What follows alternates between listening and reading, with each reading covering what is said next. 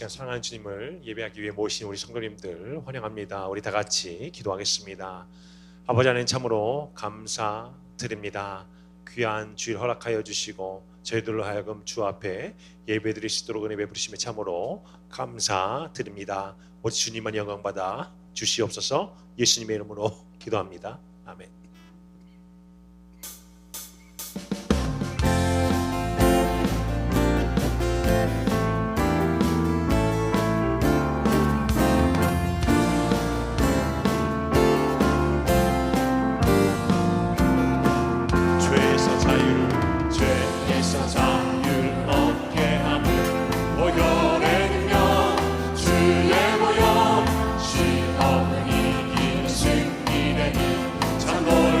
다시 한번 고백하겠습니다. 죄에서 자유를 얻게 하는 보혈의 능력 주의 보혈 시험을 이기는 승리되니 참 놀라운 능력이 주의 보혈 능력이 또다 보혈 능력이 또다 주의 피 믿으오 주의 보혈 그 어린 양을 매우 귀중하기로다 육체의 정욕을 이기림을 보혈의 능력 주의 보혈 정결한 마음을 얻게 하니 참 놀라운 능력이로다 주의 보혈 능력이 또다 보혈 능력이 또다 주의 피 믿으오 주의 보혈 그 어린 양을 매우 귀중하기로다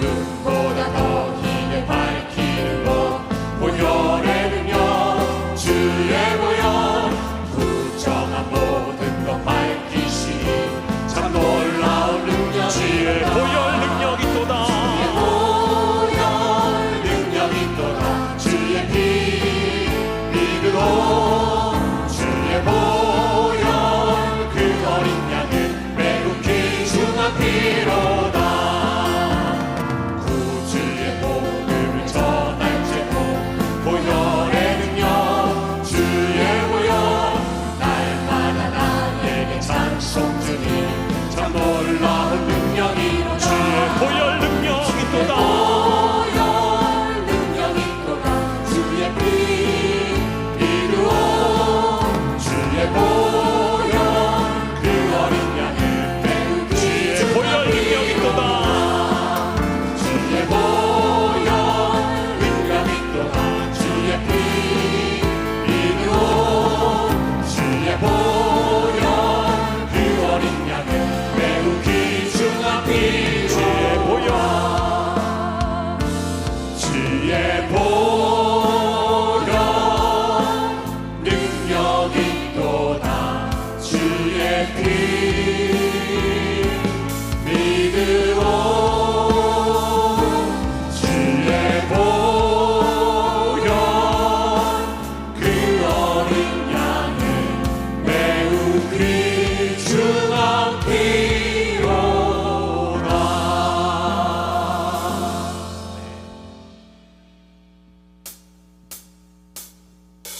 내 모든 삶의 행동 주 안에 주님 안에 있네 나의 숨쉬는 순간들도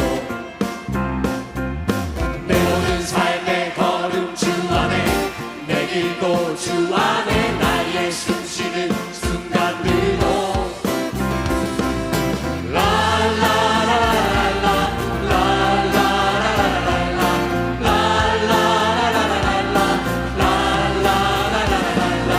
내 모든 삶의 행동 주 안에 주님 안에 있네 나의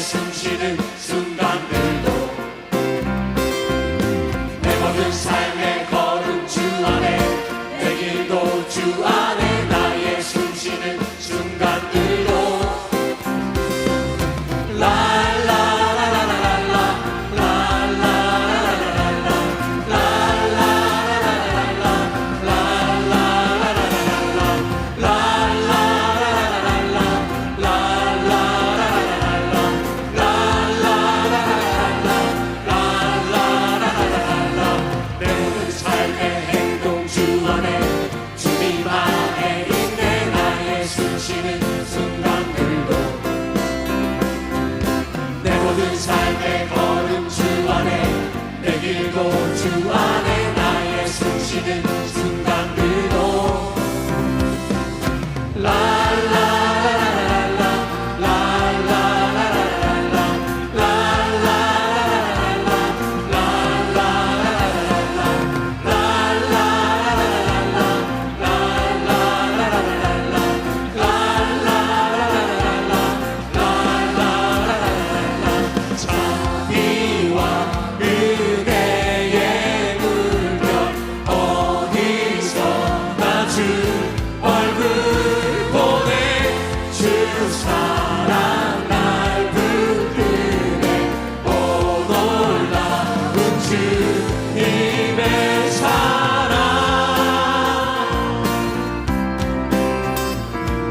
승리하셨네 어린 양의 보혈로 우리 보혈의 능력으로 서리라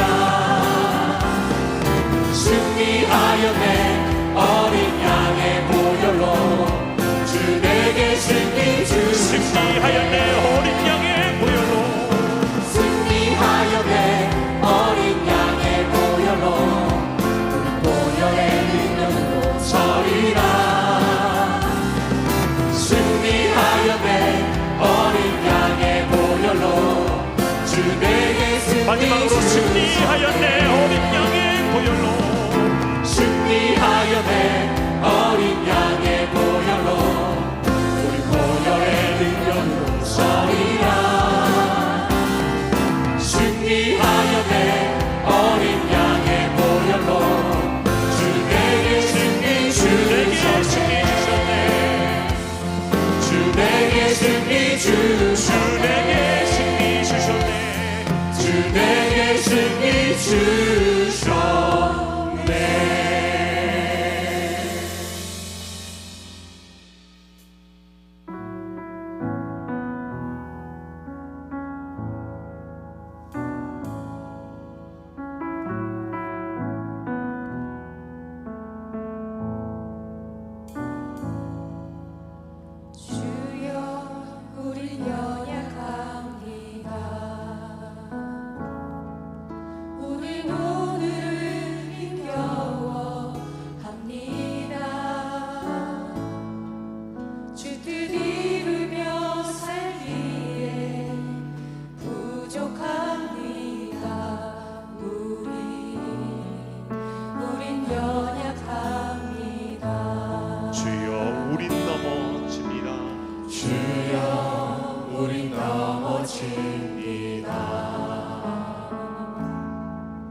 오늘 하루 또 실수합니다 주의 긍휼을 구하는 죄인입니다 우리 주만 바라봅니다 한없는 주님의 은혜 한없는 주님의 온 세상 위에 넘칩니다 가릴 수 없는 주 영광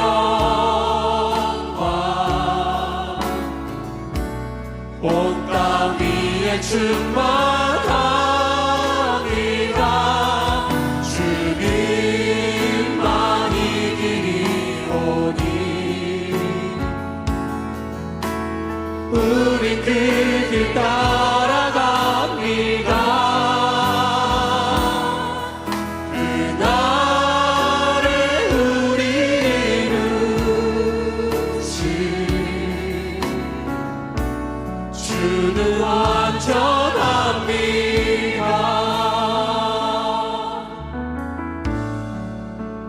주여 우린 연약합니다 우린 오늘을 힘겨워합니다 주 뜻 이루며 살기에 부족합니다 우린 연약합니다 주여 우린 넘어집니다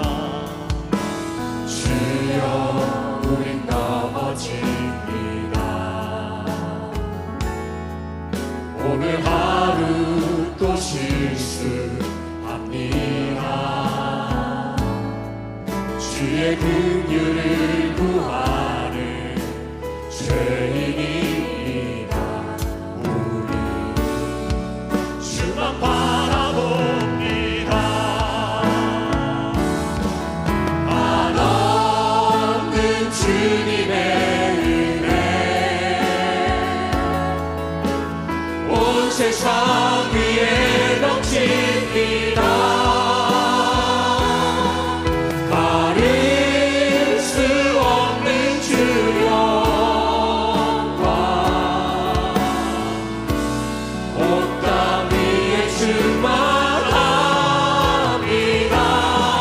주님만이 길이오니 우리 그 길 따라갑니다.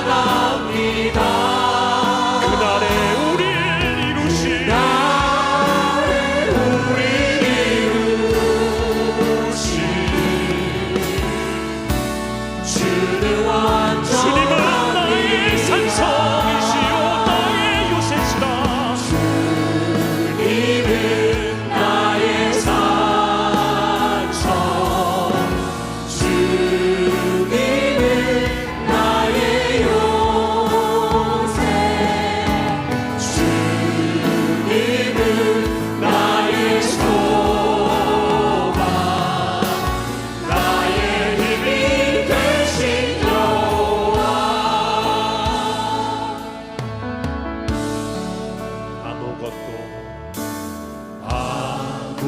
아무것도 우리 이 시간 다 같이 자리에서 일어나셔서 찬양 부르시기를 원합니다. 너의 하나님이 지켜주시네. 놀라지 마라 겁내지 마라 주님 나를 지켜주시네. 다시 한번 고백하겠습니다. 아무것도 두려워 말라. 아무것도 두려워 말라 주 나의 하나님이 지켜주시네. 놀라지 마라 겁내지 마라 주님 나를 지켜주시네. 내 맘이 힘에 겨워 지치지 않고 주님 나를 지켜주시네. 세상의 험한 풍파 몰아칠 때도 주님 나를 지켜주시네.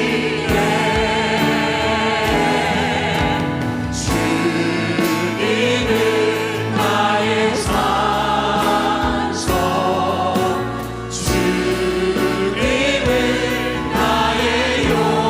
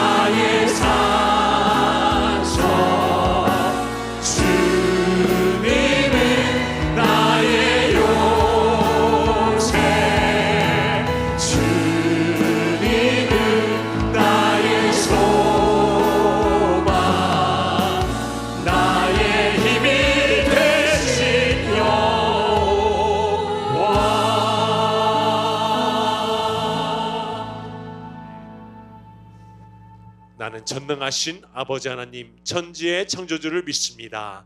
나는 그의 유일하신 아들 우리 주 예수 그리스도를 믿습니다.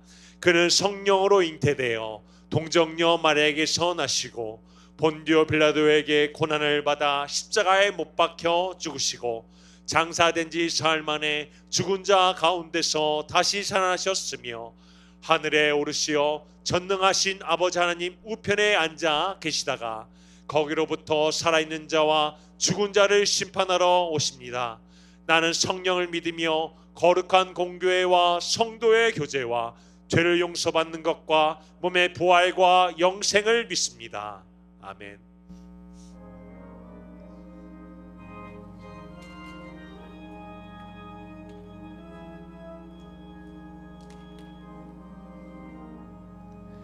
나 행한 것 죄뿐이니 주 예수께 비옵기는 나의 몸과 나의 마음을 깨끗하게 하옵소서.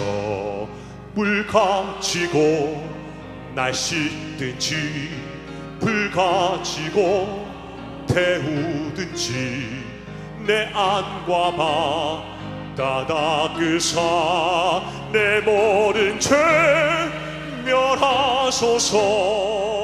내 어두운 눈 밝히시리 참 기쁘고 고마우나 그보다 더 원하오리 정결한 마음 주옵소서. 물 가지고 날 씻든지 불 가지고 태우든지 내 안과 바다 닦으사 내 모든 죄 멸하소서. 정결한 마음 그 속에서 신령한 피 빛이 오리. 이러한 마음 나 얻으면 눈까지도 밝으리라. 물 가지고 날 씻든지 불 가지고 태우든지 내 안과 바다 닦으사 내 모든 죄 멸하소서. 못된 행실 다 고치고 악한 생각 다 버려도 주 앞에서 정결타고 자랑치는 못하리라.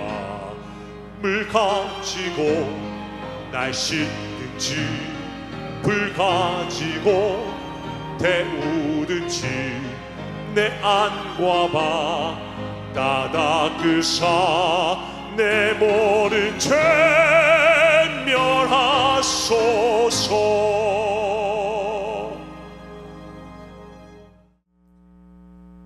사랑과 은혜의 아버지 하나님, 모든 영광과 찬양과 경배를 올려드립니다. 이렇게 하나님의 거룩한 존재 앞에 나와 신령과 진정으로 드리는 은혜의 시간에 예배자로 불러주셔서 감사드립니다. 마음으로 믿어 의에 이르고 입술로 시인하여 구원에 이른 저희의 삶이 하나님 앞에서 여전히 크고 작은 불순종의 모습 가운데 있음을 불쌍히 여겨 주시옵소서. 저희 죄를 자백하고 회개할 때 용서하여 주시옵소서. 거듭난 삶을 사는 자로서 매 순간 예수님의 말씀에 따라 결정하고 행동하는 제자의 모습을 따라 행하고 무엇보다 사랑이 넘치는 순수한 모습의 영락 성도가 되는 은혜를 주시옵소서. 하나님, 사순절 기간입니다. 예수님의 삶을 매일매일 묵상하면서 저희에게 삶의 중심과 무게가 세상에 있지 않고 예수님께 있게 하시옵소서. 또한 저희의 삶이 복음과 구원의 통로로 사용되어지길 원합니다. 예수님의 아픔과 섬김, 진실함과 투명한 삶이 속에서도 나타나 믿지 않는 자들에게는 복음이 전해지는 역사를 허락하시고, 믿는 지체들 사이에서는 서로 세워주고 격려하고 인정하고 사랑하는 사랑의 공동체의 한 성도가 되어 주님의 몸된 영락교회를 함께 세워가게 하시옵소서. 하나님 아버지, 다음 주일에는 직분자 선출을 하려고 합니다.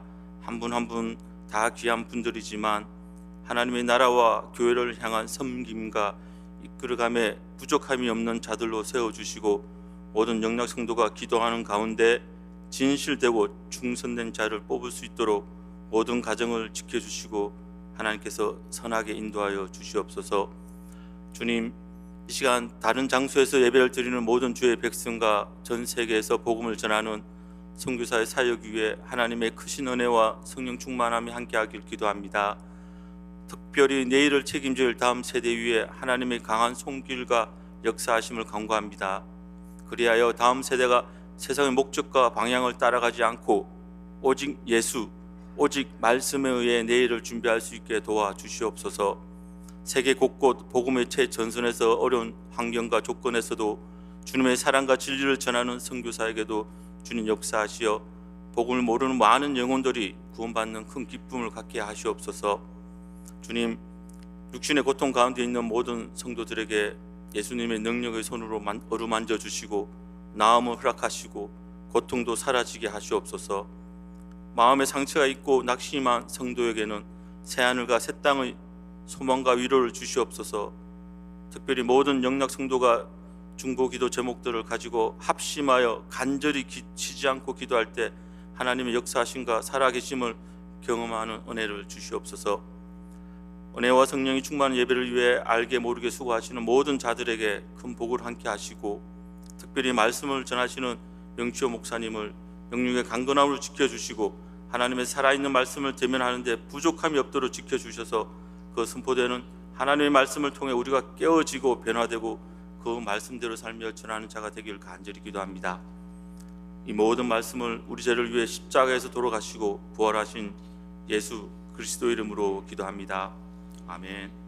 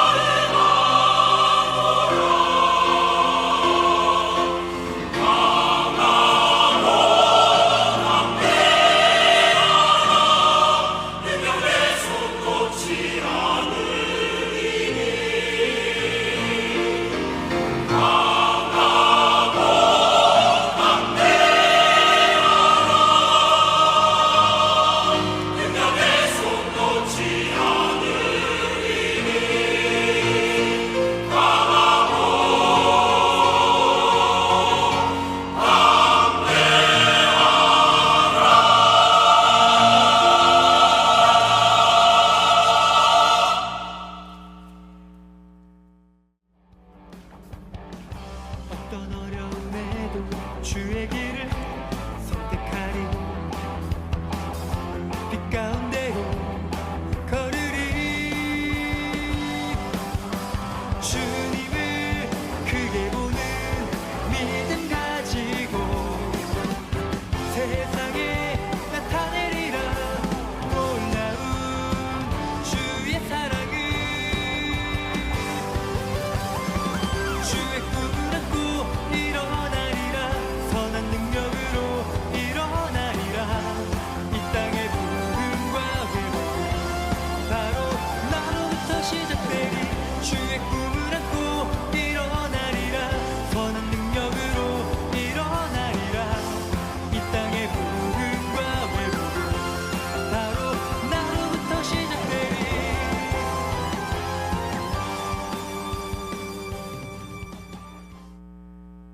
봉독하도록 하겠습니다. 여호와 하나님은 해요 방패시라. 여호와께서 은혜와 영화를 주시며 정직하게 행하는 자에게 좋은 것을 아끼지 아니하실 것임이니이다. 아멘. 하나님 감사합니다. 모든 것이 하나님 것임을 우리가 기억하고 또 경외함으로 이 예물을 드립니다. 주님, 이 예물이 쓰여지는 그곳에 주님의 은혜와 사랑이 넘쳐나게 하여 주시옵소서. 우리 또한 동일한 은혜와 주님의 사랑을 함께 간구합니다. 주님, 우리에게 은혜 내려 주시옵소서. 감사드리며 예수님 이름으로 기도합니다. 아멘. 우리 함께 주위를 바라보면서 이렇게 인사했으면 좋겠습니다. 샬롬, 주님의 평안을 전합니다. 샬롬, 주님의 평안을 전합니다. 새로 오신 가정이 있습니다. 황인성 형제님, 우리 일어나시면 박수로 환영하도록 하겠습니다.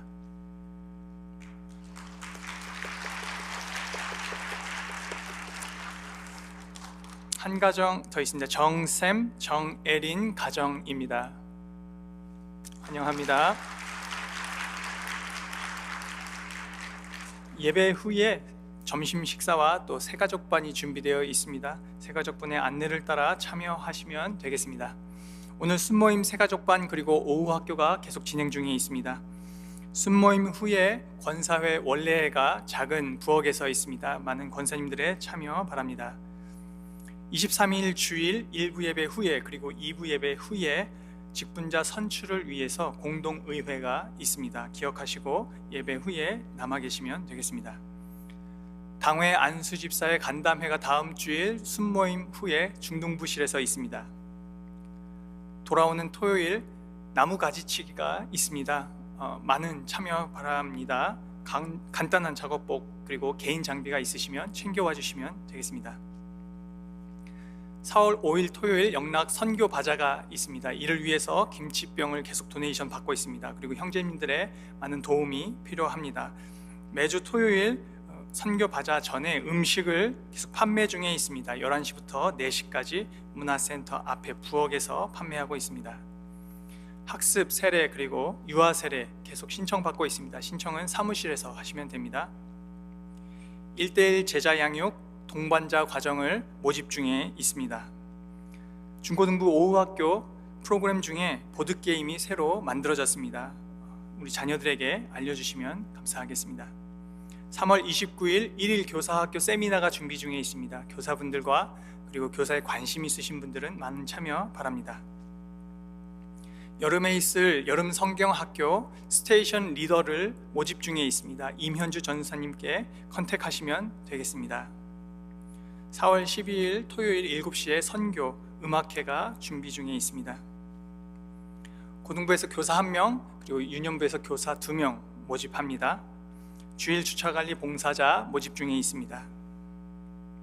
오늘 성경 1년 1독 11주차 문제지가 나왔습니다. 정주환 목사님 청년부 그리고 선교부에 부임하셨습니다. 강주영, 강화령, 김연서 성도님 교사에 임명합니다. 최준, 명슬기 가정의 등녀 하윤 태어났습니다. 축하하시면 되겠습니다. 고 조수연 선교사님께서 지난 월요일 한국에서 소천하셨습니다. 이 가정을 위하여 기도로 또 동참하시면 되겠습니다. 오늘 하나님의 말씀은 여호수아 7장 말씀입니다. 읽기는 11절 우리 함께 소리내어 다 같이 읽겠습니다. 이스라엘이 범죄하여 내가 그들에게 명한 나의 언약을 어기었나니 곧 그들이 바친 물건을 취하고 도적하고 사기하여 자기 기구 가운데 두었느니라. 아멘. 우리가 오늘 보는 말씀 여호수아서 7장은요, 이스라엘이 작은 아이성과 전쟁을 벌인 장면입니다. 그런데 그 큰 여리고성은 이겼는데 이 작은 이 아이성은 전쟁에서 패배를 합니다. 왜 이스라엘 백성들은 이 작은 성 아이성에서 패배한 것일까요? 그냥 성경을 아는 분들은 우리는 딱 이렇게 생각해요. 또 맞기도 하고요. 그건 뭐냐면 아간이라는 그 한 인간이 하나님께서 하지 말란 일을 죄를 졌기 때문에 바로 그 죄 때문에 이스라엘 백성이 바로 전쟁에서 패배한 이유가 바로 거기에 있었다라고 이야기를 합니다. 근데 좀 더 깊이 생각을 해보면 아이성에서 패배한 이유는 그 죄를 짓게 만든 그 제대로 된 동기가 없었기 때문에 전쟁에서 패했다라고 볼 수 있어요. 다른 말로 하면 하나님을 사랑하는 마음이 이들에게는 없었기 때문에 아이성에서 지게 되었다라고 설명을 할 수 있게 됩니다. 올해 표어가 사랑이잖아요. 그래서 또 여러분들은 또 이렇게 약간 신경질적으로 또 사랑이야 뭐라고 얘기를 할지 모르고 또 무슨 아이성의 전쟁이 무슨 사랑이 없어서 졌어라고 저한테 따지듯이 물어볼 수도 있어요. 그거에 대한 설명을 제가 하기를 원해요. 그래서 오늘 설교 제목이 아이성의 전투의 패배는 하나님을 사랑하는 마음이 없었기 때문이다 라고 오늘 설교 제목을 이걸 가지고 말씀을 전하기를 원합니다. 첫째로 이들에게는 없었던 게 뭐냐면 하나님의 임재를 사모하는 마음이 없었어요. 사모하지 않았다. 여러분들 사랑하면 함께 하고 싶습니다. 부부가 사랑한다고 하면서 떨어져서 멀리 살면서도 절대로 보고 싶지도 않고 함께 하고 싶은 마음이 없다면 솔직히 사랑하는 거 아니에요. 여러분들 연애만 하면 되지 왜 결혼합니까? 헤어지기 싫어서. 그렇죠? 문 앞에서 빠이 하면서 같이 살고 싶은 마음이 있는 거거든요. 왜요? 사랑하니까 결혼하는 거거든요. 네? 하나님도 인간을 사랑하십니다. 우리를 사랑하세요. 그래서 하나님도 인간을 사랑하기 때문에 하나님이 원하시는 게 뭐냐면 우리와 함께 살고 싶으세요. 그래서 창세기부터 하나님의 사랑이 보여져요. 창세기에 하나님이 그 큰 지구를 만드시고 우주를 만드시고, 그런데 작은 에덴 동산이라는 그곳에 아담과 하와를 두시고 하나님이 거기서 그들과 함께 거하신 것을 보면 알 수 있어요. 왜요? 에덴 동산은 천국을 상징하지만 또한 이 에덴 동산은 가정을 상징하기도 합니다. 네, 하나님께서는 그 에덴 동산에서 인간들과 함께 살고 싶으셨던 거예요. 왜? 인간을 사랑하니까 함께 하고 싶으신 거예요. 근데 그 하나님의 그 마음을 여지없이 깨뜨리는 것이 인간이죠. 왜요? 하나님이 하지 말라는 죄를 져요. 네? 죄를 지니까 하나님은 인간들과 함께 살고 싶은데 하나님은 거룩하신 분이기 때문에 죄인들과는 함께 살 수 없게 된 거예요. 그래서 할 수 없이 하나님께서는 그 인간을 하나님의 집에서 쫓아냅니다. 에덴 동산에서 쫓아내요. 쫓아내면서도 하나님이 한 가지 약속을 하세요. 그게 뭐냐면 창세기 3장 15절의 말씀이에요. 내가 너로 여자와, 여기 너는 뱀이거든요. 뱀과 여자가 원수가 되게 하고 너의 후손도 여자의 후손과 원수가 되게 하리니 여자의 후손은 내 머리를 뱀의 머리를 상하게 할 것이. 우린 다 알죠. 이 뱀이 상징하는 것은 사탄이거든요. 다시 말해서 여자의 후손이 누굽니까? 예수 그리스도께서 오시면 뱀의 머리를 상하게 할 것이다 라는 거예요. 근데 이 뱀도 가만히 안 있고 어떻게 합니까? 뱀은 하는 짓이 뭐예요? 물죠. 그렇죠. 여자의 후손의 뒤꿈치를 발꿈치를 상하게 할 것이다 라는 것은 바로 그 여자의 후손이 십자가에 달려 죽으심을 나타내는 거예요. 하나님께서 왜 이런 말씀을 하셨냐면, 야, 우리가 지금은 헤어지지만, 우리가 함께 할 수 없지만 내가 예수 그리스도 여자의 후손을 보내셔서 뱀의 머리를 상하게 하는 날, 십자가를 통해서 뱀의 머리를 상하게 하는 그날 우리 다시 함께 할 거야. 다시 함께 할 거야. 왜냐하면 그 하나님이 인간을 사랑하시고 그 사랑이 변함없기 때문에, 죄를 졌음에도 변함이 없기 때문에 하나님께서는 함께하는 그 마음, 바로 예수 그리스도를 보내셔서 함께하려고 하는 그 사랑의 마음을 우리가 이 구절에도 볼 수 있어요. 그래서 이 구절은 별명이 뭐냐면 창세기 3장 15절에 이 구절의 별명이 뭐냐면 원시복음이에요. 복음인데 가장 처음 창세기 때 나타나는 저 복음, 그래서 원시복음이라고 표현을 합니다. 네. 그래서 하나님께서는, 근데 예수님께서 오시기 전에 구약의 백성들은 하나님께서 그들과 어떻게 함께 하십니까? 그들에게 죄 사하는 방법을 알려주세요. 그것이 뭐냐면 제사예요. 제사. 그렇죠? 제사를 통해서 하나님께서는 그들 안에 임재하시는 것을 나타내세요. 그런데 문제는 뭐냐면, 이 제사의 문제는 뭐냐면, 제사를 짓고 그 다음날 죄를 짓잖아요. 그러면 당장 하나님은 그들을 떠나세요. 이게 구약에서의 문제예요. 그것이 가장 잘 나타나는 부분이 바로 이 여호수아서에 나타나는 거죠. 여호수아서도 보세요. 오늘 본문 말씀에 보면 창세기 7장 11절에 보면 이스라엘이 범죄하여 내가 그들에게 명한 나의 언약을 어기었나니, 죄를 진 거죠. 곧 그들이 바친 물건을 취하고 도적으로 사기하여 자기 가운데, 자기 기구 가운데 두었느니라. 죄를 졌어요. 그러므로 이스라엘 자손들이 자기 대적을 능히 당치 못하고 전쟁에서 지게 된다는 얘기예요. 지게 되고 그 앞에서 돌아섰나니 이는 자기도 바친 것이 됨이라. 그 바친 것을 너희 중에서 멸하지 아니하며 너희가 이것을 제대로 회개하지 아니하면 계속해서 하나님 뭐 하신다고요? 내가 다시는 너희와 함께 있지 아니하리라 라고 얘기하세요. 그 문제가 뭐예요? 아간의 그 죄로 말미암아 하나님께서는 그들과 뭐 할 수가 없었던 거예요? 함께 하실 수가 없었던 거예요. 다시 말해서 아까도 제가 얘기했죠. 왜 전쟁에서 졌어요?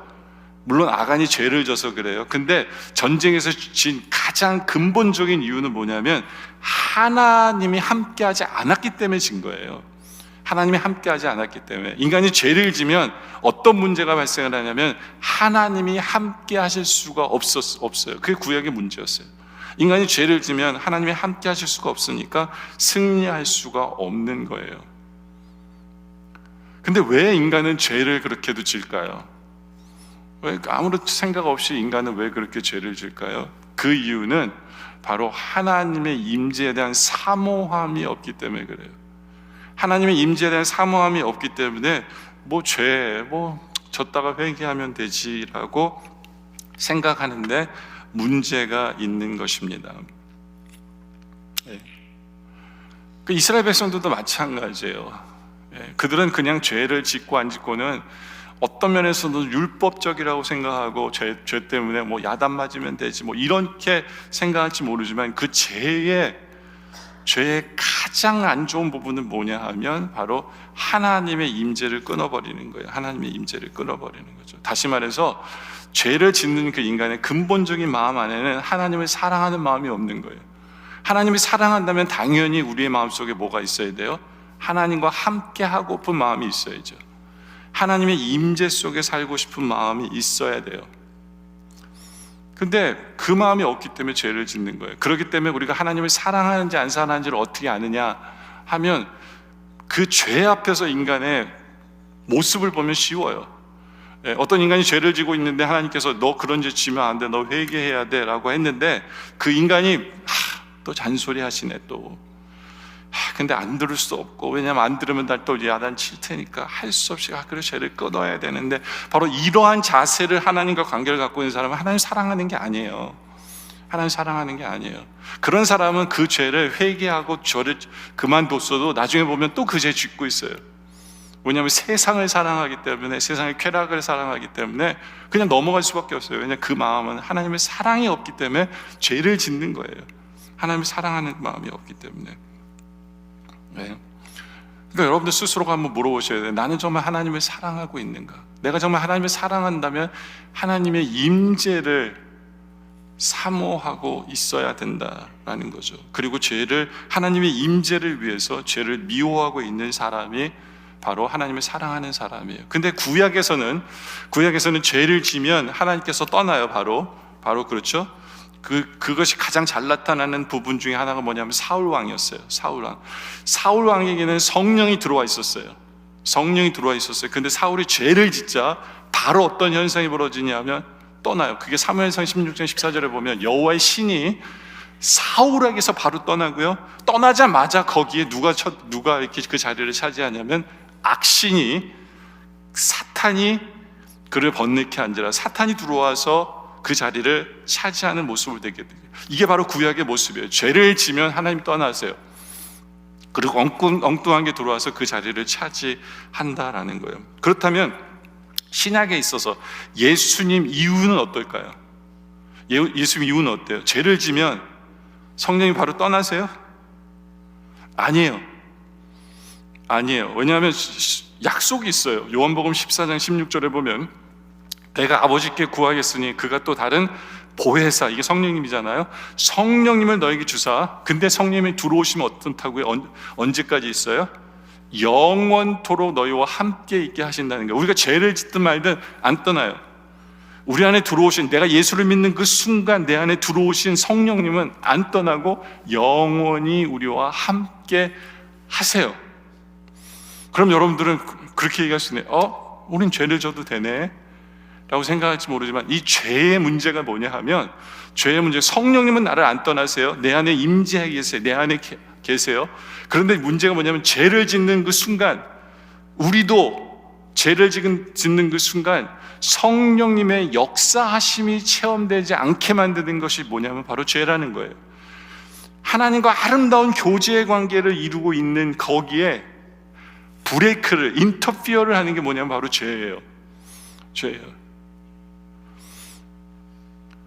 그래서 저는 우리 영락의 성도들이 먼저 뭘 하길 원하냐면, 하나님과 교제가 얼마나 이게 좋은지를 아는 성도들이었으면 좋겠어요. 하나님의 임재를 체험하는 것이 얼마나 행복하고 얼마나 기쁜가를 아는 성도들이었으면 좋겠어요. 그렇게 살아가는 성도들이 뭘 느끼냐면, 이게 언제 끊기는 것을 체험하게 되냐면 바로 내가 죄 속에 들어갈 때 바로 이게 단절되는 느낌이 들면서 그것이 싫어서 죄를 미워할 수 있는 여러분들이었으면 좋겠어요. 여러분들, 우리 예수님께서 십자가에 지실 때 육체적인 고통이 얼마나 심하셨어요? 그런데 예수님에게 있어서 가장 큰 고통이 뭔지 아세요? 예? 아버지요 왜 나를 버리시나이까? 라는 이 고백에서 예수님의 가장 큰 고통이 있는 거예요. 예수님 우리 죄를 짊어지셨기 때문에, 그 죄 때문에 하나님과의 관계가 끊어져 버린 거예요. 그 순간 하나님의 임재가 체험되지 않는 거예요. 그 순간, 그때 예수님은 가장 괴로우셨어요. 왜냐하면 하나님과 함께하는 것이 얼마나 좋은지를 예수님이 아시기 때문에 가장 큰 고통은 바로 끊어짐, 그게 가장 큰 고통이었거든요. 저는 우리 영락의 성도들이 바로 그런 체험이 있길 원해요. 하나님의 임재 속에 살아서 너무 좋은 것을 알기 때문에 이 죄가 들어와서 나와 하나님과의 관계 속에서 이렇게 끊어짐을, 단절하는 느낌 때문에, 그게 너무 싫기 때문에 죄를 미워할 수 있는 바로 그러한 모습까지 되는 우리들이 되었으면 좋겠어요. 그래서 날마다 하나님의 임재를 사모하고 성령님이 내 삶의 역사하심을 체험하며 살아가는 그런 삶을 사모하는 것, 이게 바로 하나님의 사랑하는 성도의 모습이다 라는 거예요. 근데 혹시라도 죄 때문에 하나님의 임재가 체험되지 않고 내 안에 계신 성령님의 역사가 체험되지 않는다면, 우리에게 필요한 것은 뭐냐면 바로 기도라는 거예요. 기도라. 바로 아이성에서의 문제가 바로 그거였어요.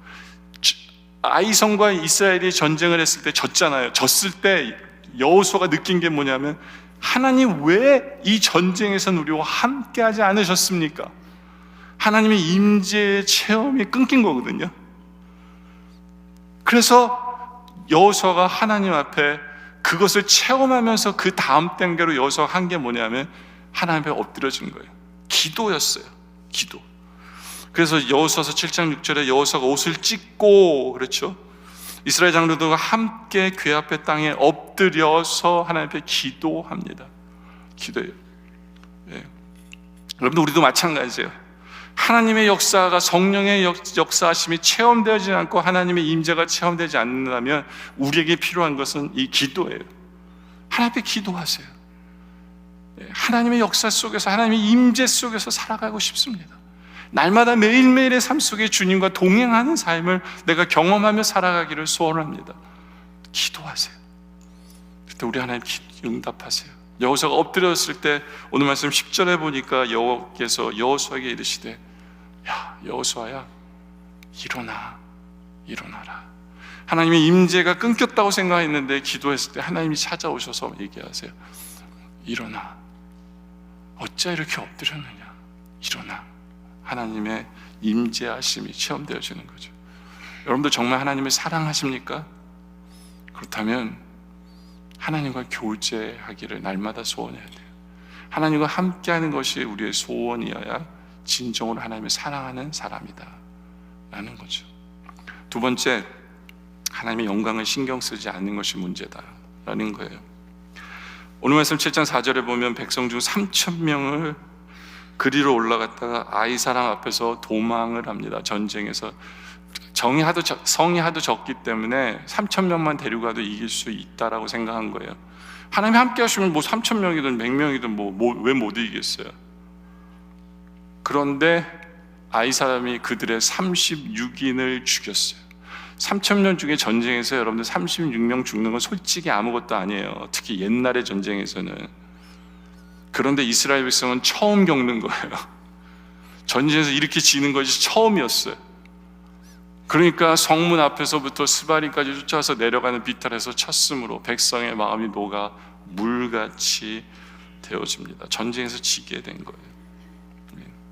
그래서 여호수아가 어떻게 합니까? 아까 얘기한 대로 7장 6절에 여호수아가 옷을 찢고 이스라엘 장로들과 함께 여호와 궤 앞에서 땅에 엎드려 머리에 티끌을 쓰고 기도합니다. 기도해요. 근데 여호수아의 기도를 자세히 한번 보죠. 그 기도 내용이 9절이에요. 9절. 가나안 사람과 이 땅 모든 거민이 이를 듣고 우리를 둘러싸고 우리 이름을 세상에 끊으리니 그 이유가 뭐냐면 이제부터는 우리는 망했다는 거예요. 왜 망했느냐 하면 주의 크신 이름을 위하여 어떻게 하시려나이까. 이 말씀이 한마디로 뭐라면 하나님 우리가 이 전쟁에서 짐으로 말미암아 하나님의 이름이 먹칠을 당한 거예요. 네? 근데 이게 문제가 뭐냐면 왜 하나님 이름이 먹칠을 당하는 게 왜 문제가, 하나님의 영광이 가린 게 왜 문제가 되냐면 바로 이 하나님의 영광 때문에 이제까지 우리가 승리한 거였거든요. 예? 여러분들 왜 여리고성에서 전쟁에서 이겼어요? 왜 전쟁에서 이겼냐면 여리고성 안에 있는 사람들이 하나님한테 간담이 녹았기 때문에 그래요. 예? 그들은 하나님의 영광을 알기 때문에 여리고성 전투에서 이길 수 있게 된 거예요. 근데 여호수아는 이제 걱정인 거예요. 아이성에서 그 작은 성 하나 못 이기고 전쟁에서 진 거가 이제 다 소문 퍼질 거 아니에요. 그럼 하나님 이름 때문에 간담이 녹던 그들이 이제는 하나님의 이름 해도 뭐 아이성도 못 이기는 신, 뭐 이렇게 그들이 받아들일까봐 여호수아는 그게 걱정인 거예요. 그게 걱정인 거예요. 여러분들 우리 지난주에 우리 여리고성에 대해서 설교했잖아요, 그죠? 여리고성에서 어떻게 이겼어요? 바로 기생라합의 그 고백이 담대하게 만든 거였어요. 기생라합이 뭐라고 얘기했어요? 2장 3절에 말하되 2장 9절에 보면 여호와께서 이 땅을 너에게 주신 줄을 내가 아노니 우리가 너희를 심히 두려워하고 이 땅 백성이 다 너희 앞에 간담이 녹는 거예요. 왜? 하나님 때문에. 왜냐하면 이는 너희가 애굽 땅에서 나올 때 여호와께서 하나님이 너희 앞에서 홍해물을 마르게 하신 일과 너희가 요단 저편에 있는 아모리 사람의 두 왕 시온 고기 한 일, 곧 그들을 전멸시킨 일을 우리가 들었기 때문에 하나님 때문에 그들의 간담이 녹은 거예요. 그 얘기를 들은 여호수아는 그래? 여리고성 우리 밥이네? 이렇게 된 거예요. 그리고 하나님께서 여호수아에게 명령을 내린 게 뭐예요? 여리고성을 돌라는 거잖아요. 여리고성을 담대히 돌 수 있었던 이유가 뭐냐면 만약에 이 성 안에 있는 백성들이 하나님을 두려워하지 않으면 어떻게 할까봐 무서워해야 돼요? 우리가 돌고 있는 사이에 성문을 열고 우리에게 쳐들어오면 우리는 완전 망한 거거든요. 그렇잖아요. 그게 가장 큰 두려움이에요. 근데 그 두려움이 사라졌어요. 왜냐하면 하나님 때문에 이들이 간담이 녹아서 절대로 성문을 열고 우리에게 도는 동안에 쳐들어오지 않을 것을 여호수아는 확신한 거예요. 이것 때문에. 바로 이 확신 때문에 여호와의 영광이 너무너무 중요한 거예요. 나머지 전쟁에서 이기려면 모든 세상 사람들이 하나님은 전쟁에서 앉아라는 이러한 하나님의 영광이 계속해서 지탱해야 우리가 승리할 텐데 이게 무너져 내린 거예요. 그러니까 다른 말로 하면 여호수아는 하나님이 영광 받으셔야 됩니다라고 얘기한 이유는 뭐냐면 그래야만 내가 승리할 수 있기 때문에 여호와의 영광을 이용한 거예요. 이해가 되세요? 여러분들, 우리 믿는 성도들이 그런 경우 되게 많아요. 하나님 세상의 모든 사람들이 다 나 예수 믿는 사람인 줄 알기 때문에 하나님 저 잘 돼야 돼요. 이게 나를 위한 게 아니에요. 하나님의 영광을 위해서예요. 그래서 우리는 기도할 때도 서슴없이 써먹어요. 하나님의 영광을 위해서 이 사업 잘 되게 해주세요. 진짜 하나님의 영광을 챙기기 때문에 여러분들 그렇게 기도하는 거 맞습니까? 어떠세요? 뭐 저도 그럴 때 있어요. 하나님 아버지, 정말 많은 사람들이 내 병을 위해서, 내 건강을 위해서 기도하고 있는데 하나님의 영광을 위해서 하나님 저 낫게 해주세요라고 저도 감사합니다. 저도 써먹을 때가 있지만 정말 하나님 앞에서 이런 질문을 하게 돼요. 내가 그렇게 하나님이 영광 받으시는 것을 소원하고 있는지, 내 소원이 내가 영광이고 내가 영광 받고 내가 잘 되는 게 아니라 정말 내가 힘들고 어려워도 하나님의 영광 받으시는 것이 내 소원인지, 이거에 대해서 고민하는 거죠. 하나님을 정말 사랑하는 사람은요, 그 영광을 이용해 먹는 사람이 아니라, 하나님을 정말 사랑하는 사람은 내가 힘들어도 하나님이 영광 받으시기를 소원하는 사람이 바로 하나님을 사랑하는 성도예요. 그런데 어떤 면에 있어서 여호수아는 하나님의 영광을 이용해 먹고 싶은 사람이에요. 하나님의 영광을 정말 챙기는 사람은요, 영적인 세계에서 하나님이 영광 받으시기를 원하는 사람이 하나님의 영광을 챙기는 사람이에요. 영적인 세계라는 게 뭐냐면 욥기서에 보면 그 영적인 세계의 모습이 나와요. 욥기서 1장 7절에 보면 여호와께서 사단에게 이르시되 내가 어디서 왔느냐라고 얘기하니까 사단이 하나님께 얘기해요. 여호와께 대답하고 그러되 땅에 두루 돌아 여기저기 다녀왔습니다 라고 보고해요. 그랬더니 하나님이 사탄에게 자랑을 하죠. 뭐라고 얘기해요? 여호와께서 사단에게 이르시되 내가 내 종 욥을 유하여 봤냐? 너 욥 봤어? 그와 같이 순전하고 정직하여 하나님을 경외하고 악에서 떠난 자가 세상에 없어. 다른 말로 하면 욥이 진짜 나에게 영광을 돌리고 사는 사람이 바로 이 사람이야. 내가 얘 때문에 영광 받아. 이 자랑을 하신 거예요. 근데 사탄이 제일 싫어하는 게 뭔지 아세요? 하나님 영광 받으시는 걸 제일 싫어해. 그러니까 꼭 하나님께 대들어요. 그래서 욥이 조건이 뭐예요? 9절에 사탄이 이런 얘기를 하죠. 사탄이, 욥이 한 게 아니라 사탄이 9절에 보면 9절입니다. 사탄이 여호와께 대답하여 가로되 욥이 어찌하여 까닭없이 하나님에게 잘할까요? 하나님을 경외할까요? 그 이유는, 하나님께 잘하는 이유는 딴 게 아니라 10절에 그와 그 집과 그 모든 소유물을 산울로 두루심이 아니냐니까. 이게 무슨 얘기냐면 하나님이 온 집에 두루두루 그냥 복을 주시기 때문에, 넘치도록 주시기 때문에 바로 그것 때문에 하나님 앞에 잘하는 거예요. 욥이 하나님을 사랑하는 거 아니에요. 하나님께 영광 돌리고 싶어서가 아니라 하나님이 잘해 주시니까 그러는 거예요 라고 얘기를 합니다. 그러면서 그 손을 하는 바를 복되게 하셔서 그 손을 땅에 널리게 하신 이유 때문에 욥이 하나님께 영광 돌리는 거예요 라고 도전해요. 그러면서 한번 힘들게 해보세요. 이게 지금도 사탄이 영적인 세계에서 하나님 앞에 하나님의 영광을 가리기 위해서 하고 있는 일이거든요. 지금도 그래요. 그렇기 때문에 우리가 정말 하나님께 영광 돌리기 위해서는 이 영적인 세계 속에서 하나님의 영광 받으시도록 내가 살아가고 있느냐는 거예요. 이스라엘 백성들도 마찬가지예요. 여러분들, 왜 하나님께서 이스라엘 여리고성을 점령한 후에 하나님께서 이스라엘 백성들에게 야, 여리고성에 있는 모든 물건들 다 너희가 챙기면 안 돼. 이거 다 부정한 거기 때문에 너희가 챙기면 안 돼. 다 불태워버릴 건 불태워버리고 이 철이나 금이나 은은 여호와의 곳간에 가져와라고 하나님 얘기하세요. 여호수아서 6장 18절에 너희는 바칠 물건을 스스로 삼가라. 너희가 그것을 바치는 어느 것이든지 취하면 안 돼요. 취하면 이스라엘 진으로 바침이 되기 때문에 너희는 화를 당게 될 것, 두려워하라는 거예요. 그러면서 은금과 동철 기구들은 다 여호와께 구별될 것이니 그것들은 여호와의 곳간에 드리라고. 왜 그러셨을까요? 왜 하나님께서는 이스라엘 백성들에게 이런 명령을 하셨을까요? 이런 명령을 한 영적인 세계의 그 배경은 뭘까요? 뭐 이스라엘 백성들은 그런 생각할 수 있어요. 하나님 욕심도 많지, 우리가 가지면 좀 어때서, 하나님은 굳이 그냥 하나님이 다 가지시겠대. 솔직히 하나님은 이거 가지고 뭐 할 게 없어요. 필요 없어요. 근데 왜 하나님께서는 굳이 이스라엘 백성들에게 이걸 받기를 원하실까요? 그 이유는 아마 영적인 세계 속에서 사탄이 또 그랬을 거예요. 하나님 왜 이스라엘 편만 드세요? 왜? 물론 가나안에 있는 사람들 죄 짓는 거 저도 알아요. 근데 이스라엘 백성 죄 안 짓습니까? 하나님 왜 하나님은 이스라엘 편만 드세요? 그거 불공평 아니에요?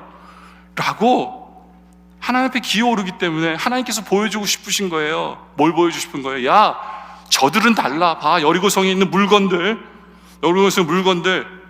지네가 안 챙기고, 야, 나에게 가져오는, 나를 사랑하는 백성들이 바로 저 백성들이야 라는 것을 보이셔야만 하는 거였어요. 그래서 하나님께서는 야, 이거 다 가져와 라고 하신 건데, 그 하나님의 영광을 여지없이 무너뜨린 사람이 누구예요? 이 아간이라는 인간이에요. 왜요? 그냥 자기의 욕심 하나 때문에. 여기서 7장 1절에 이스라엘 자손들이 바친 물건에 인하여 범죄하였으니 이는 유다 지파 세라의 증손 삽디의 손자 갈림의 아들 아간이 바칠 물건을 취하였습니다. 그래서 여호와께서 이스라엘 자손에게 진노하세요. 하나님의 진노하시면 이해가 되세요? 여러분들 솔직히 여러분들이 이렇게 여호수아서 7장을 딱 읽으면요, 여러분의 마음이 아파야 돼요. 여러분의 마음이 아파야 돼요. 영적인 세계를 생각한다면 여러분의 마음이 아파야 돼요. 하나님이 이것을 통해서 영광 받으셨어요 하는데 사탄 좋게 만들었구나. 사탄이 아마 장구치고 북치고 난리 났을 거예요. 내가 이겼다고. 보세요, 저런 인간들 하나님 편드신 거예요 라고 하나님의 영광에 먹칠을 하는 순간이 저거였거든요. 우리가 정말 하나님의 영광을 챙기고 하나님을 사랑한다면 이런 구절 앞에서 마음이 아파야 돼요. 마음이 아파야 돼요. 그렇죠? 네. 근데 이 모든 일이 왜 벌어졌어요? 21절에 내가 노력한 물건 중에 시날산의 아름다운 외투 한 벌과 은 200세겔과 50세겔 중에 금덩이 하나를 보고 탐내어 라고 했어요. 욕심 때문에 그래요. 욕심 때문에. 물론 저게 금덩어리이기 때문에 돈이 엄청나네 라고 볼 수 있지만 우리는 그렇게 봐야 돼요. 야, 고작 이것 때문에 하나님의 영광에 먹칠할 수 있냐, 이렇게 봐야 돼요. 정말 하나님을 사랑한다면 이 구절도 그렇게 볼 수 있어야 돼요. 예? 정말 우리가 하나님을 사랑하는 게 맞습니까? 그렇다면 우리는 하나님이 영광 받으시도록 목숨 걸어야 돼요. 하나님 영광 받으시는 것이 우리 인생의 목적이 돼야 돼요. 그게 하나님을 사랑하는 성도의 모습이고, 하나님이 영광 받으시도록 먹칠하는 부분에 있어서는 우리가 절대로 하지 않아야 돼요. 지금도 우리의 삶 속에 있어서 사탄이 도전하는 거 아세요? 예? 하나님은 사탄에게 그렇게 얘기하실 거예요. 야, 내가 이 백성들을 위해서, 여기 있는 사람들을 위해서 내가 십자가 지고 이들의 죄 사함으로 말미암아 내가 이들을 자녀 삼았어 라고 하나님 얘기하실 거예요. 그래서 사탄이 공격해 올 때마다 아니야, 내가 이들을 위해서 죽었기 때문에 이들은 천국 가, 이들은 사함을 받은 거 맞아 라고 하나님 계속해서 얘기하시지만 사탄은 꾸준히 하나님 앞에 그럴 거예요. 하나님 구원한 인간들 한번 보세요. 제가 사태질하는 거 아니에요. 그냥 설교하다 보니까 그런 거예요. 여러분은 아무런 욕하려고 그러는 건 아니지만 사탄이 그럴 거예요. 사탄이 하나님이 구원한 인간들 보세요. 저들 은혜도 모르고 또 죄 짓잖아요. 은혜도 모르고 또 짓고 지잘난 맛에 살잖아요. 바로 그게 하나님의 영광을 가리는 삶이에요. 정말 우리가 하나님의 영광을 챙긴다면 사탄이 할 말이 없도록 만들어야 돼요. 정말 하나님의 영광을 챙긴다면 은혜를 아는 삶을 사는 삶이 바로 하나님의 영광을 챙기는 삶이에요. 사탄이 꼼짝 못하도록, 사탄이 할 말 없도록 만들도록 하는 것이 하나님의 영광을 챙기는 사람이고 바로 하나님을 사랑하는 사람이다 라는 거예요. 왜냐하면 우리 하나님은 영광을 꼭 챙기세요. 이사야 42장 8절에 나는 여호와이니 이는 내 이름이라 나는 내 영광을 다른 자에게 내 찬송을 우상에게 주지 아니하리라. 하나님의 영광 꼭 챙기세요. 이게 하나님의 영광을 받으셔야만 해요. 그걸 아시는 우리 예수님께서는 어떻게 하세요? 이 땅에 오셔서 하나님의 영광을 챙기면서 사셨어요. 우리 예수님도. 그래서 요한복음 12장 28절에 여호와 아버지여 아버지의 이름을 영광스럽게 하옵소서 하시니 예수님이 그래요. 하나님 기도하면서 하나님 영광 저를 통해 영광 받으세요 라고 얘기를 해요. 그때 이 하늘에서 소리가 나서 가로되 내가 이미 나를 영광스럽게 하였고 또다시 영광스럽게 하리라. 근데 이게 어떤 장면이냐면 예수님이 십자가에 달려 죽으실 것에 대한 얘기를 하시면서 십자가에 달려 죽기로 결단하신 후에 주님 영광 받으세요 얘기한 거예요. 무슨 얘기인지 아시겠어요? 예? 예수님이 무슨 영광 받기 위해서 영광을 얘기한 게 아니라 주님 하나님 영광 받으시기 위해서 저 십자가의 길을 걸어갑니다. 주님 영광 받으세요 했더니 주님이 얘기하신 거예요. 바로 너의 그 모습이 이미 나에게 영광을 돌리고 있고 그리고 나중에 십자가 질 때 바로 네가 나에게 영광을 돌리는 것이 될 것이다 라고 얘기하시는 거거든요. 우리도 마찬가지예요. 예? 내가 잘 되기 위해서 하나님의 영광을 핑계대는 것이 아니라 내가 십자가 질지라도 내가 힘들고 어려울지라도 주님이 영광 받으시는 것이 소원되는 그것이 주님을 사랑하는 거다라는 거죠. 왜 우리는 그렇게 살아야 돼요? 그 이유는 고린도전서 6장 20절에 값으로 산 것이 됐기 때문에 그래요. 값으로서 우리가 하나님의 값으로 피값으로 산 사람이기 때문에 그런즉 우리 몸으로 우리의 삶으로 하나님께 영광을 돌리며 살아야 되는 것이 우리들이에요. 그렇기 때문에 우리가 주님을 사랑하기 때문에 하나님의 영광을 돌리는 것을 최우선으로 삼는 우리들이 되어지길 원합니다. 세 번째는 하나님의 공동체에 신경을 쓰지 않는 것이 하나님을 사랑하지 않기 때문이에요. 아간은 6장 18절에 보니까 너희는 바칠 물건을 스스로 삼가라. 너희가 그것을 바친 후에 그 바친 어느 것이든지 취하면 어떻게 된다고요? 이스라엘 진으로 이스라엘 백성 전체에 화가 당할 수 있다라고 하나님 경고하세요.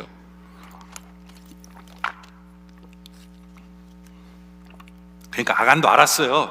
자기가 빼돌리면 이스라엘의 화가 미칠 줄 자기도 알았어요. 근데 돈켜였어요. 왜요? 하나님 사랑하지 않고 지만 사랑하니까. 여러분, 하나님을 사랑하는 사람은 우리의 이웃을, 우리의 공동체를, 하나님의 백성을 챙겨요. 그들이 잘 되기를 바라야 되는데 아간은 그게 없었어요. 하나님을 사랑하는 모습이. 요한일서 4장 20절에도 그 말씀하잖아요. 누구든지 하나님을 사랑하노라 하면 그 형제를 미워해. 그건 말이 안 된다는 얘기예요. 이는 거짓말하는 자라는 거예요. 하나님을 사랑하면 이웃도 사랑할 수밖에 없는 게 하나님을 사랑하는 모습이다. 그 형제를 사랑하지 아니하는 자는 보지 못하는 바 하나님을 사랑할 수 없다라고 얘기해요. 그러니까 우리가 이웃을 사랑해야만 하나님을 사랑하는 사람 맞아요. 근데 아간은 그게 없었어요. 그냥 자기만 사랑한 거예요. 남이 어떻든 내 나라가 어떻든 망해도 돼. 나 혼자 나중에 잘 먹고 잘 살면 되는 것. 이게 아간의 모습이었어요. 중요한 거는 이 사람은 하나님의 법칙을 모르는 사람이에요. 하나님의 법칙은 뭐냐면 나 한 사람이 이 소수 나 한 사람이 가정을 살릴 수도 있고 죽일 수 있다는 걸 이 사람 몰라요. 나 한 사람이 교회를 살릴 수도 있고 무너뜨릴 수도 있는 그 사람이 한 사람이라는 걸 몰라요. 나 한 사람이 하나님의 공동체를 살릴 수도 있고 무너뜨릴 수도 있는 그 존재가 바로 나 한 사람이라는 것을 이걸 모르는 거예요. 이 소수인 나 한 사람이 얼마나 소중한 사람인가를 모르는 사람이 아간인 거예요. 여러분들 그거 아세요? 여러분들 한 사람이 교회를 무너뜨리기 정말 쉬운 거 아세요? 예? 알려드릴까요? 어떻게 하면 되는지? 알려드릴까요? 여러분 한 사람이 세상에 나가서 소문 내보세요. 저 교회 담임 목사가 바람펴. 그 한마디를 누구 사람들한테 얘기하고 다니잖아요. 그럼 증거도 필요 없어요. 증거도 필요 없어요. 그 소문 자체로 그 교회는 끝이에요. 소문 자체로. 물론 우리 교회는 안 통해요. 왜냐면 제가 아프기 때문에 뭐 바람필 힘이 없어. 그러니까 알려드리는 거예요. 왜냐면 우리 교회는 안 통하니까. 예. 제가 무슨 얘기를 하고 싶은지 아세요? 하나님의 법칙에는 나 한 사람이 엄청난 힘을 가지고 있어요. 엄청나요. 반대로 내가 하나님 앞에서 제자리에 순종하고 하나님의 영광을 돌리길 원하고 하나님의 임재 속에서 살아가고 있는 성도라면 그 사람 때문에 가정이 살아요. 그 사람 때문에 교회가 일어나고 그 사람 때문에 하나님의 공동체가 일어날 수밖에 없어요. 내 존재가, 나 한 사람의 존재가 얼마나 귀한 줄 알아야 돼요. 바로 그것을 상징하는 분이 우리 예수님이에요. 우리 예수님 한 분 때문에 우리 모두가 사는 거잖아요. 여러분들 성경을 자세히 보면 하나님이 아간한테 너무하는 거 아니야? 라는 생각이 들 수 있어요. 왜냐면 아간이 하나님 앞에 회개했거든요. 여호수아서 7장 19절에 보면 여호수아가 아간에게 이르되 내 아들아 청하노니 이스라엘 하나님 여호와께 영광을 돌려 그 앞에 자복하라고 얘기했어요. 내 행한 일을 내게 구하라. 내게 숨기지 말고 회개하라고 그랬어요. 그랬더니 아간이 20절에 아간이 여호와께 대답하여 가로되 하나님 참으로 나는 이스라엘의 하나님 여호와께 범죄하고 여차여차히 행했다라고 회개해요. 여러분 보통 하나님이 이렇게 회개하면 어떻게 해주시는 게 하나님 법이에요? 용서해 주시잖아요. 근데 우리 하나님은요, 아간은요 여지없이 죽이세요. 그냥 처참하게 죽여요. 처참하게. 솔직히 아간은 물건도 다 숨겨놓은 물건도 다 돌려줬거든요. 회개할 만큼 회개한 거예요. 네? 근데 왜 하나님께서는 아간을 이렇게까지 죽일까요? 25절에 보면 좀 넘어서 25절 보면 여호수아가 가로되 내가 어찌하여 우리를 괴롭게 하였느냐 여호와께서 오늘날 너를 괴롭게 하시리라 하니 온 이스라엘 그를 돌로 치고 그것들도 모자라서 돌로 치고 불사르기까지 해요. 네, 그리고 그를 무덤에 묻고 그도 이름을 아골골짜기라고 얘기해요. 유명하죠. 이 불행의 상징인 아골골짜기, 여기서 나온 거예요. 왜 하나님께서는 아간에게 이렇게까지 하시는 걸까요? 아간의 죄는 용서 못 받은 걸까요? 그 이유가 뭔지 아세요? 여러분들, 제가 이상한 질문 하나 해볼까요? 아간은 천국 갔을까요? 안 갔을까요? 어떻게 생각하세요? 하나님만이 알지만 제가 목사인 제가 볼 때 아간은 천국 갔다라고 저는 생각해요. 왜냐면 진정한 회개가 있었으니까, 다 돌려줬고 회개가 있었으니까. 근데 왜 아간의 죽음은 필요했을까요? 왜냐하면 바로 이 아간이 상징하는 바가 있기 때문에 그래요. 여러분들, 여호수아를 이렇게 시간 없는데 바빠 죽겠는데 읽는 사람은요 짜증나는 부분이 생겨요. 제가 1절을 이렇게 한번 볼까요? 1절을 보면 이스라엘 자손들이 바친 물건을 인하여 범죄하였으니 이는 아간이 바친 물건을 취하였으며, 이렇게 되면 되잖아요. 근데 굳이 뭐라고 얘기하는지 아세요? 범죄하여 이는 유다 지파 세라의 증손 삽디의 손자 갈미의 아들 아간이. 지겹지 않으세요? 아니 굳이 왜 이 사람이 족보로 이렇게 들이대는 건지 이유가 있다니까요. 여기서 성경이 말씀하고 싶은 거 뭐냐면 아간은 유다 지파 자손이라는 거예요. 바로 예수님이 유다 지파잖아요. 이 아간이 안 좋은 쪽으로 예수님을 상징하기 때문에 그래요. 바로 그 한 사람을 상징하기 때문에 그래요. 마치 아담이 그 한 사람의 죄로 말미암아 온 인류가 죄를 물들었던 것처럼 바로 이 한 사람 아간의 죄로 말미암아 온 이스라엘이 죄 가운데 거하게 된 거고 온 이스라엘이 전쟁에서 패한 거예요. 바로 이 얘기를 하고 싶은 거예요. 족보 한 번만 나오는 거 아니에요. 제가 시간이 다 읽지는 않지만 여호수아서 7장 14절에 16절에 보면 또 족보 나오기 시작해요. 이에 여호수아가 아침에 일찍 일어나 이스라엘 지파들 가까이 오니 유다 지파가 뽑히고, 그 다음에 또 계속 지파 내용이 족보가 또 나와요. 왜 이 족보를 강조하는지 아시겠어요? 이 한 사람, 바로 유다 지파 사람, 이 한 사람이 이 한 사람 때문에 그래요. 왜 아간이 죽어야 돼요? 바로 한 사람이 그 모든 죄를 지고 죽어야만 이제 이스라엘은 아이성에 승리할 수 있기 때문에 이 사람은 죽어야만 하는 거예요. 마치 우리 주 예수 그리스도께서 우리의 죄를 위해 죽으심으로 말미암아 우리 모두가 승리할 수 있었던 것처럼 바로 그것을 나타내기 위해서 이 사람은 죽어야만 하는 거예요. 죽어야만. 그 한 사람, 그렇게 중요해요. 우리 한 사람. 우리가 정말 가정을 사랑한다면, 교회를 사랑한다면, 하나님의 공동체를 사랑한다면 바로 예수님 닮은 삶을 선택하시기 바라요. 그럼 우리로 말미암아 사느냐 죽느냐가 결정이 난다. 이것을 잊지 마세요. 그러나 하나님을 사랑하는 사람은 공동체를 위한 선택을 한다라는 거죠. 이 말씀의 결론을 내리죠. 여호수아 7장 13절에 보면 하나님께서 그런 얘기를 하세요. 너는 일어나서 백성을 성결케 하여 이르기를 너희는 스스로 성결케 하여 내일을 기다리라. 오늘 졌어요. 이제 온 이스라엘 백성들과 여호수아는 이제는 끝났구나. 하나님의 영광에 먹칠을 당했기 때문에 이제는 저들이 우리를 우습게 보고 우리는 이제 죽었구나, 우리는 멸망했구나, 망했구나라고 생각하는데 하나님 무슨 얘기를 하냐면 괜찮아, 기다려봐, 내일이 있어라고 얘기하는 거예요. 내일 실제로 이들은 이겨요. 내일. 우리도 마찬가지예요. 여러분들, 우리 삶 속에 절망스럽고 우리의 부족함으로 말미암아 나라의 죄로 말미암아 정말 우리가 더 이상 일어설 수 없는 것처럼 보이는 절망 속에 있으세요. 걱정하지 마세요. 다시 일어나면 돼요. 예.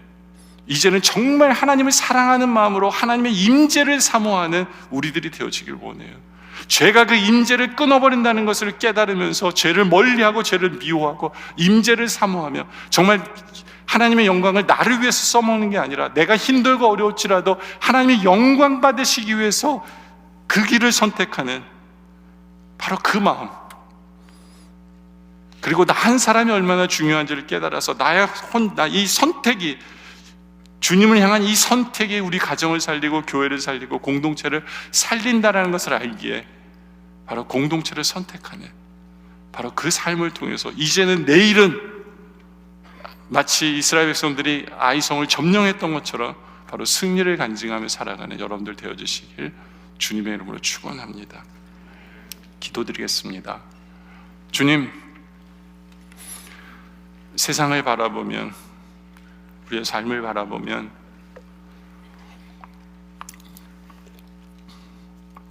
이제는 끝이구나라고 느껴지는 부분들이 있습니다.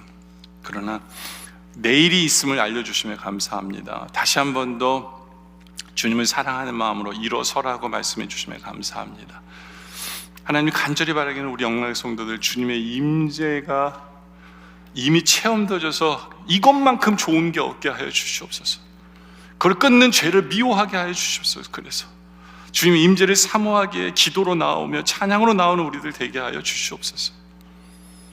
아버지 하나님, 내가 잘되기 위해서 하나님의 영광을 거들먹거리고 챙기는 게 아니라 하나님이 정말 영광 받으시도록, 사탄이 코가 납작해지도록 우리의 삶을 통해 하나님 영광 돌리게 하여 주시옵소서. 아버지 하나님, 나 한 사람이 얼마나 귀중하고 소중한지를 깨달아 알아서 나로 말미암아 가정이 살고 교회가 사는 것을 깨달아 알아 우리의 선택이 내 욕심이 아니라 예수님 닮은 삶을 선택하며 나아가게 하여 주시옵소서.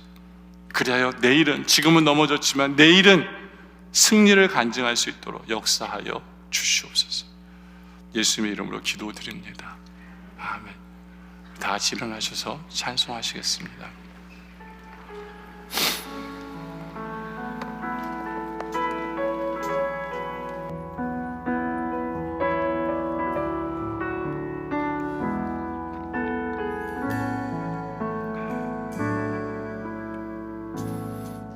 하늘의 문을 여소서, 이곳을 주목하소서.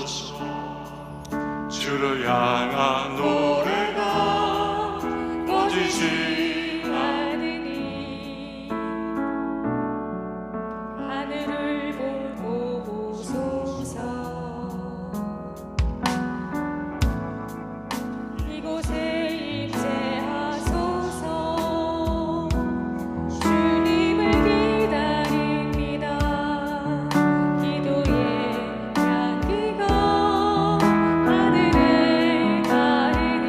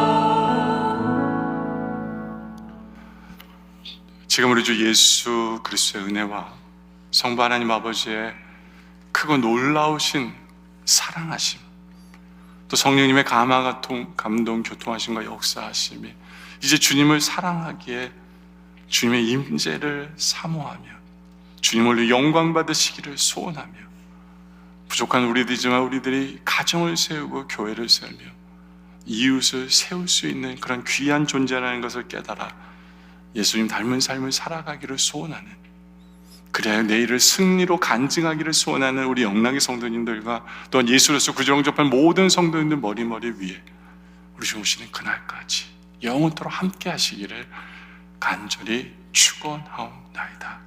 아멘.